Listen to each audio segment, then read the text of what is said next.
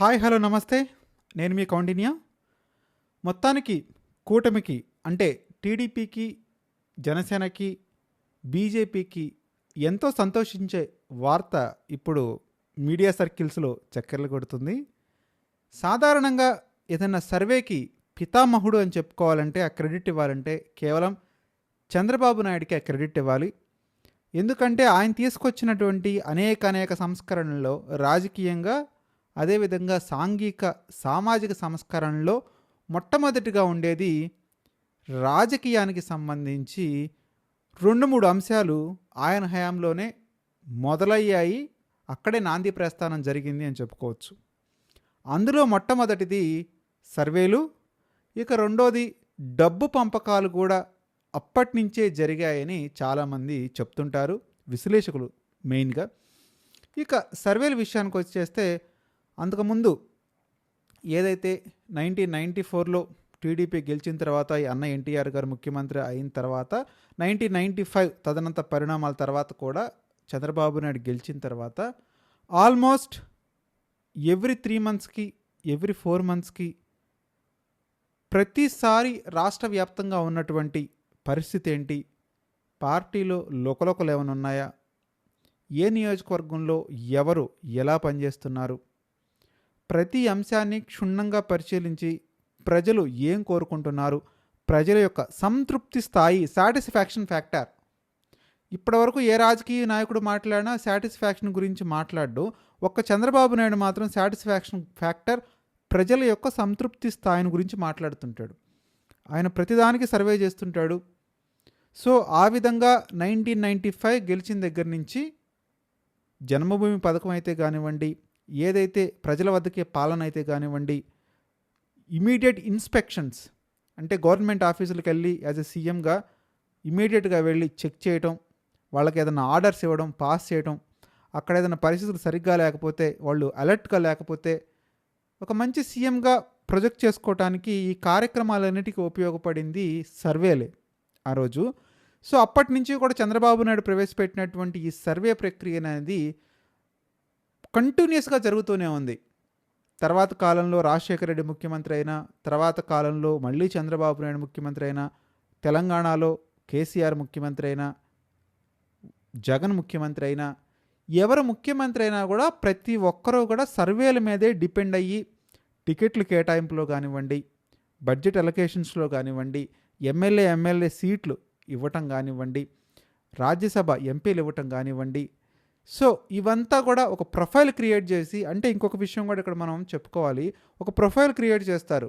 అంటే ఒక ఎమ్మెల్యేకి కానీ, ఒక ఎంపీకి కానీ, ఒక రాజ్యసభ మెంబర్కి కానీ ముందు ప్రొఫైల్ క్రియేట్ చేసి, మనం పెళ్ళిళ్ళప్పుడు కనుక ఎలాగైతే ప్రొఫైల్ క్రియేట్ చేసి అమ్మాయి తరపు వాళ్ళ అబ్బాయికి, అబ్బాయి తరపు వాళ్ళ అమ్మాయికి ఎలా పంపిస్తారో అదే తరహా ప్రొఫైల్ క్రియేట్ చేసి, మీ యొక్క ఇన్కమ్ ఎంత, మీరు సమాజానికి చేసిన సేవ ఎంత, మీ బ్యాక్గ్రౌండ్ ఏంటి, మీకు టికెట్ ఇస్తే ఎంత పార్టీకి సమర్పించుకోగలరు, అదేవిధంగా ప్రజలకు ఏమాత్రం సంతృప్తి పరచగలరు, మీరు టికెట్ ఇస్తే గెలిచొచ్చే ఛాన్స్ ఉందా.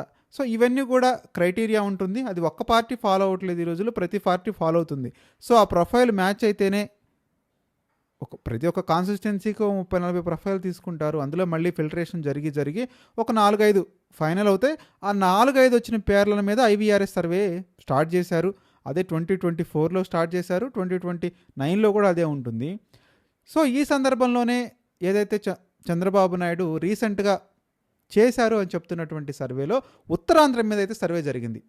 మనందరికీ తెలుసు, ఆగస్టు 1న భోగాపురం వేదికగా కూటమి పార్టీ నేతలందరూ, కేంద్ర స్థాయి పెద్దలు, ఒకవైపు బీజేపీ తరపు నుంచి నరేంద్ర మోదీ గారు, అదేవిధంగా రాష్ట్ర తరపు నుంచి టీడీపీ తరపు నుంచి ముఖ్యమంత్రి చంద్రబాబు నాయుడు గారు, జనసేన పార్టీ తరపు నుంచి పవన్ కళ్యాణ్ గారు, ముగ్గురు అధినేతలు కూడా ఒకేసారి సమావేశం జరిగింది.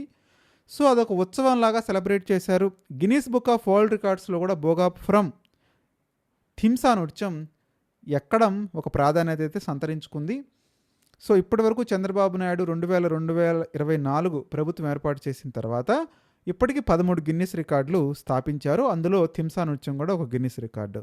సో ఈ సందర్భంగా జరిగినటువంటి పరిణామాలు, వైసీపీ పుంజుకుంటుందా అని అనుకూల పత్రిక అంటే ఏబిఎన్ ఛానల్లో వచ్చినటువంటి కథనం, ఈ కథనాలు ప్లస్ స్థానిక సంస్థల ఎన్నికలు, కేవలం 1 or 1.5 మంత్లోనే ఇక స్థానిక సంస్థల ఎన్నికలు దూసుకొని వస్తున్నాయి. సో ఇలాంటి దూసుకొని వస్తున్న సందర్భంలో మరొక వైపు జగన్ ఇప్పుడిప్పుడే యాక్టివ్ అవుతున్నాడు, వాళ్ళ లీడర్స్ యాక్టివ్ అవుతున్నారు, వరుసగా వాళ్ళ లీడర్స్కి సంబంధించిన కేసులు పడుతున్నాయి. సో ఇలాంటి సందర్భంలో అసలు రాష్ట్రం యొక్క మూడ్ ఎలా ఉంది, సో మరీ ముఖ్యంగా ఉత్తరాంధ్ర ఏ విధంగా ఉంది, దాదాపు 34 సీట్లలో 32 సీట్ల వరకు గెలుచుకున్నటువంటి కూటమి మరి అలాంటి ఒక కీలకమైనటువంటి ఒక ప్రాంతాన్ని వదిలిపెట్టుకునే స్థితిలో లేదు, స్థాయిలో లేదు. పరిశ్రమలు చూసుకున్నా, అభివృద్ధి చూసుకున్నా, ఎయిర్పోర్ట్ చూసుకున్నా, అదేవిధంగా న్యాచురల్ మినరల్స్ చూసుకున్నా, ఏ రకంగా చూసుకున్నా కూడా రేపటి రోజున ఉత్తరాంధ్ర చాలా కీలకంగా మారిపోతుంది. ఉమ్మడి విశాఖపట్నం, ఉమ్మడి విజయనగరం, ఉమ్మడి శ్రీకాకుళం, ఈ 3 జిల్లాలు ప్రభుత్వాన్ని స్థాపించే, అదేవిధంగా ప్రభుత్వాన్ని స్థాపించే వాళ్ళకు అడ్డుపడే స్థితిలో ఆ 3 నియోజకవర్గాలు కీలకంగా మారాయి. మరీ 34 అసెంబ్లీ నియోజకవర్గాలతో ఇప్పుడు కీలకమైన స్థానాన్ని, పార్ట్ 1 స్థానాన్ని ఆక్రమించాయి. ఏ పార్టీ కూడా ఉత్తరాంధ్రను తేలిగ్గా తీసుకునే పరిస్థితులు లేవు. సో అలాంటి సందర్భంలోనే ఆగస్టు 2వ తారీఖు నుంచి మొదలైనట్టుగా చెప్తున్నటువంటి IVRS ప్లస్ 1-on-1 సర్వే, ఇక్కడ 2 రకాలుగా అభిప్రాయాల్ని తీసుకుంటున్నారు ముఖ్యమంత్రి చంద్రబాబు. ఒకటి IVRS సర్వే ద్వారా, 2 1-on-1 ప్రతి ఇంటికి వాళ్ళ కన్సల్టెంట్ని పంపడం ద్వారా ప్రభుత్వం యొక్క ఫ్యాక్టర్స్ ఏంటి అనే అభిప్రాయాన్ని తెలుసుకునే ప్రయత్నం చేస్తున్నారు. అసలు ఏం అడుగుతున్నారు, ఏ ప్రశ్నలు అడుగుతున్నారో కూడా ముందు ఒకసారి మనం తెలుసుకుందాం. మొట్టమొదటిగా కూటమి పాలన ఎలా ఉంది, గడిచిన 2 సంవత్సరాలుగా కూటమి యొక్క అడుగులు ఎలా ఉన్నాయి, కూటమి పాలన సంతృప్తిగా ఉందా, సంతృప్తిగా లేదా, క్వశ్చన్ నెంబర్ 1. క్వశ్చన్ నెంబర్ 2, మేమంతా కూటమిగా కలిసి ముందుకెళ్లాలా లేక విడివిడిగా పోటీ చేయాలా. క్వశ్చన్ నెంబర్ 3, మీ నియోజకవర్గంలో ఎమ్మెల్యే ఎంపీలు ఎలా పనిచేస్తున్నారు. క్వశ్చన్ నెంబర్ 4, రెవెన్యూ శాఖలో అవినీతి ఎలా ఉంది, MRO ఆఫీస్లో ఏదైనా లంచాలు అడుగుతున్నారా. క్వశ్చన్ నెంబర్ 5, ఈ 2 సంవత్సరాల పాలనపై మీ యొక్క సాటిస్ఫాక్షన్ ఫ్యాక్టర్ ఎంత, మీరిచ్చే రేటింగ్ ఎంత. నెంబర్ 6, ఇదే ఎమ్మెల్యేని వచ్చే ఎన్నికల్లో కంటిన్యూ చేయాలా లేక వేరే వాళ్లకు సీట్ ఇవ్వాలా. నెంబర్ 7, మీరు జగన్మోహన్ రెడ్డి పరిపాలన చూశారు, 2 ఏళ్లుగా మా పరిపాలన చూస్తున్నారు, ఏ పరిపాలనలో మీకు అభివృద్ధి సంక్షేమం మంచిగా అందాయి. అయితే జగన్మోహన్ రెడ్డిని మీరు ముఖ్యమంత్రిగా కావాలనుకుంటున్నారా, చంద్రబాబు నాయుడు ముఖ్యమంత్రిగా కావాలనుకుంటున్నారా. ఈ 7 ప్రశ్నలు కీలకంగా మారాయి. ఈ 7 ప్రశ్నలనే జనాలకు సంధిస్తున్నారు. ప్రతి ఒక్క కుటుంబానికి ఒక స్లీపర్ సెల్స్ లాగా వెళ్ళి ప్రజల యొక్క నాడిని గట్టిగా పట్టుకునే ప్రయత్నం చేస్తున్నారు చంద్రబాబు నాయుడు ప్రభుత్వం. అందులో భాగంగానే మీరు ఈ మధ్య పరిశీలిస్తే నేషనల్ మీడియా కూడా కొన్ని సర్వేలను రిలీజ్ చేస్తుంది. ఆ సర్వేల్లోనే భాగంగా, ఇది ఇప్పుడు జరుగుతున్న విషయం కాదు, మనం జగన్మోహన్ రెడ్డి గవర్నమెంట్లో కూడా NDTV ఎప్పుడు ప్రతి 30 రోజులకు ఒకసారి సర్వే రిలీజ్ చేస్తూ ఉంటుంది. ఆ సర్వేలో వచ్చినటువంటి రిజల్ట్స్ ఆధారంగా సాటిస్ఫాక్షన్ ఫ్యాక్టర్ గురించి వాళ్ళు ఎప్పుడు చెప్పుకొస్తూ ఉండేవాళ్ళు. సో అదే తరహా విధానాన్ని కూటమి ప్రభుత్వం కూడా కంటిన్యూ చేస్తుంది. సో కూటమి ప్రభుత్వంలో చెప్తున్నటువంటి నేషనల్ సర్వే ఏజెన్సీస్ ఏం చెప్తున్నాయంటే, మొత్తం జగన్మోహన్ రెడ్డికి 39.50% ఓట్ షేర్ వచ్చింది 2024 ఎన్నికల్లో. రేపు ఇప్పటికిప్పుడు ఎన్నికలు జరిగినట్టయితే ఆ 39.50 ఓట్ షేర్ శాతం దాదాపు 26.35% పడిపోతాయి అని చెప్పి నేషనల్ సర్వే ఏజెన్సీస్ చెప్పుకొస్తున్నాయి. అంటే దాదాపు ఏదైతే 175 సీట్లకు గాను 22 నుంచి 23 స్థానాలకు మించి ఎట్టి పరిస్థితుల్లోనూ వైసీపీ కైవసం చేసుకోలేదు.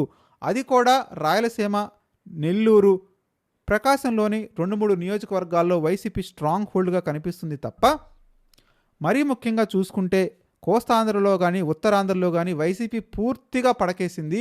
వైసీపీని మర్చిపోవచ్చు ఆ 2 ప్రాంతాల్లో అనేటువంటి అభిప్రాయం వచ్చే విధంగా ఈ నేషనల్ సర్వే ఏజెన్సీస్ ఇప్పుడు చంద్రబాబు నాయుడుకి సర్వే రిపోర్ట్ ఇచ్చాయని చెప్తున్నారు. ఆ నేషనల్ ఏజెన్సీస్ రిపోర్ట్ కూడా ఒక పక్కన పెట్టుకొని ఆయన సొంతగా ఒక సర్వే చేశారని చెప్తున్నారు. ఇక ఆ సర్వేలో ఏం జరిగిందో ఇప్పుడు మీకు వివరించే ప్రయత్నం చేస్తాను. కంటెంట్ నచ్చితే కనుక మర్చిపోకుండా లైక్ చేయండి, షేర్ చేయండి, సబ్స్క్రైబ్ చేయడానికి ప్రయత్నించండి. ఇక రీసెంట్గా జరిగిన సర్వే, నేను ఆల్రెడీ ఏ అంశాల మీద సర్వే జరిగిందో మీకు ఎక్స్ప్లెయిన్ చేయడం జరిగింది.